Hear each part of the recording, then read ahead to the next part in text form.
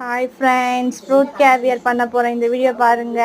Strawberry juice, Agar Agar, vinegar and sugar நாளையும் போட்டு அடுப்பில் வச்சு நல்லா காய்ச்சுங்க. 1 ஹவருக்கு முன்னாடியே சன்ஃப்ளவர் ஆயிலை ஃப்ரிட்ஜில் வச்சுருங்க.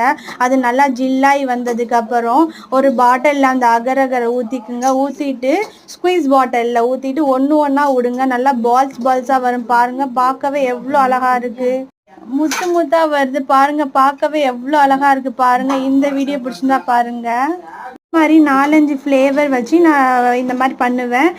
அடுத்து டெசர்ட் பண்ண போறேன். நெக்ஸ்ட் வீடியோ போடுறேன் பாருங்க. பாய் ஃப்ரெண்ட்ஸ், சப்போர்ட் பண்ணுங்க கண்டிப்பா ஃப்ரெண்ட்ஸ். நெக்ஸ்ட் வீடியோ போடுறேன். Bye friends.